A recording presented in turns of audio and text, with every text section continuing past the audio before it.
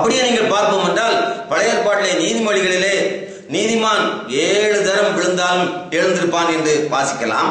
ஆனால் பேதுரு அப்போஸ்தலன் 1ஆம் நிருபத்திலே 5ஆம் அதிகாரத்திலே நீதிமானே ரட்சிக்கப்படுவது அரிது என்று எழுதுகிறார்.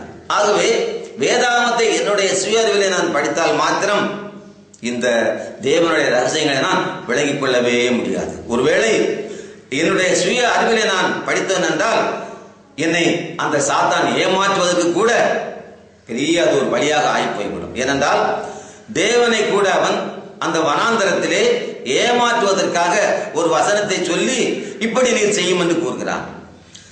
வனாந்தரத்திலே 40 நாள் அவர் பட்டினியாக அல்ல என்றால் உபவாசம் இருந்த பின்பு அவருக்கு பசி உண்டாயிற்று. அப்பொழுது அவரை ஒரு பெரிய தேவாலயத்தில் உப்பரிக்கின் மேல் நிறுத்தி நீர் தாழ குதியும், உம்மை தாங்குவதற்கு தூதர்களை அனுப்புவார் என்று எழுதியிருக்கிறதே என்று அவன் வேதத்தை அந்த அப்படியே மாற்றி தேவனிடமே அவன் கூறுவதற்கு துணிந்தான் என்றால் பாருங்கள். ஒருவேளை அப்படி எழுதியிருக்கிறது என்று தேவன் உடனே அவர் குதித்து விடவில்லை. அவர் கூறுகிறார், உன்னுடைய தேவனை பரீட்சை பாராதிருப்பாய் என்று எழுதியிருக்க என்று இன்னொரு வசனத்தை காண்கிறார். ஆகவே வேதாகமத்தை என்னுடைய அறிவிலே நான் படித்தால் கூட நான் வழி விலகி போவதற்கு ஒரு பெரிய வாய்ப்பு இருக்கிறது. ஆகவே எப்படி வேதத்தை நான் படிக்க வேண்டும், ஆராதனையை எப்படி நான் புரிந்து கொள்ள வேண்டும் என்று ஒருவேளை நீங்கள் கேட்பீர்கள் என்றால் ஆவியானவருடைய உதவியோடு ஒரு மனிதன் வேதத்தை படித்தால் மாத்திரமே உண்மையான வேதத்தினுடைய சத்தியங்களை அவன் அறிந்து கொள்ள முடியும். ஆவியானவர் துணையின்றி ஒருவேளை நான் வேதத்தை படித்தேன் என்றால் எனக்கு என்னுடைய எண்ணம் எதுவோ அது உண்மை போல தெரிந்துவிடும். அதைத்தான் இப்பொழுது இந்த உலகத்திலே நீங்கள் பார்க்கலாம்.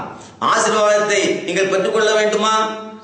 உங்களுடைய காணிக்கைகள் எல்லாம் கொண்டு வந்து என்னுடைய ஆலயத்திலே போடுங்கள், இடம் கொள்ளாமல் போக மட்டும் நான் உங்களை ஆசீர்வதிக்க மாட்டேனோ என்று சோதித்து பாருங்கள் என்று ஒரு வசனம் மல்கியா தீர்க்கதரிசியிலே இருக்கிறது.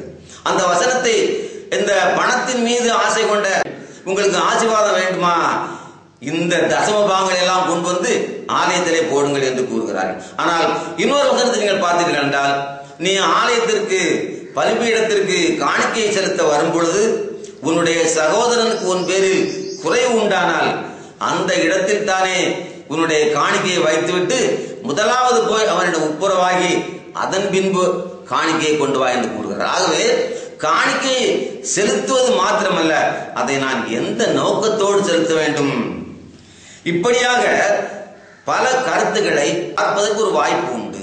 ஆகவே அந்த ஆவியானவருடைய துணையோடு பார்த்தால் மாத்திரமே உண்மையான கிறிஸ்தவ வாழ்க்கை எப்படி இருக்க வேண்டும், உண்மையான ஆராதனை எப்படி இருக்க வேண்டும், உண்மையான காணிக்கை எப்படி இருக்க வேண்டும் என்று அந்த வேதத்தின் வசனத்தின் அடிப்படையில் ஆவியானவருடைய வெளிப்பாடு இருந்தால் மாத்திரமே என்னால் விளங்கிக் கொள்ள முடியும். ஆகவே இந்த ஆராதனை என்பது வேதத்தின் அடிப்படையில் நாம் பார்ப்போம் என்றால் ஒரு மனிதன் ஆலயத்துக்கு சென்று ஆராதிப்பது ஒருவேளை அது ஒரு 1000லே 1 மடங்கு தான்.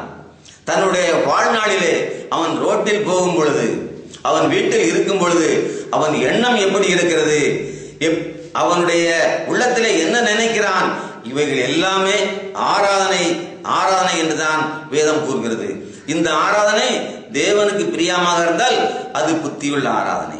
ஒருவேளை தேவனுக்கு பிரியமாக இல்லாமல் இருந்தால் அது வீணான ஆராதனை என்று இயேசு கிறிஸ்துவே கூறுகிறார். ஆகவே இப்படிப்பட்ட உண்மையான ஆராதனையை வாழ்ந்து ஒவ்வொரு கிறிஸ்தவர்களும் பிறந்தது முதல் மரணம் வரை மடையும் தான் செய்வது அனைத்துமே உண்மையான ஆராதனை இருக்க வேண்டும் என்று கேட்டுக்கொண்டு அப்படிப்பட்ட காரியத்தை தேவன் தாமே நமக்கு செய்வதற்காக இப்பொழுது நாம் ஒரு நிமிஷம் ஜெபிப்போமாக.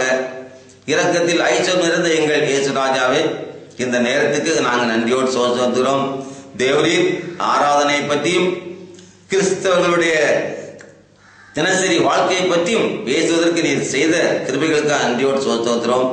கேட்ட மக்களுக்காக நான் ஜெபிக்கிறோம். அப்பா, உம்முடைய ஆவியானவர் அவருடைய உள்ளத்திலே பேச நான் ஜெபிக்கிறேன். அவர்களுடைய பிரச்சனைகளை அறிந்திருக்கிறேன், சரீர தேவைகளை எல்லாம் நீர் அறிந்திருக்கிறேன், அவருடைய ஆத்மா தேவைகள் எல்லாம் அறிந்திருக்கிறேன், குடும்பத்தின் தேவைகள் எல்லாம் அறிந்திருக்கிறேன். அவருடைய எல்லா தேவைகளையும், சரீர தேவைகளையும், ஆவிக்குரிய தேவைகளையும் நீர் இந்த நேரத்திலே கொடுக்க வேண்டும் என்று நான் ஜெபிக்கிறேன் அப்பா. நீர் கொடுப்பதற்காக நன்றியோடு சோதனை கிருபைகள் மறைத்துக் கொள்ளும். எல்லாவற்றையும் எங்களுக்காக மறைத்து உயிர் தெழுந்து பரிந்து பேசிக் கொண்டிருக்கிற இயேசு கிறிஸ்து நாமத்தில் கேட்கிறோம் பிதாவே, ஆமென்.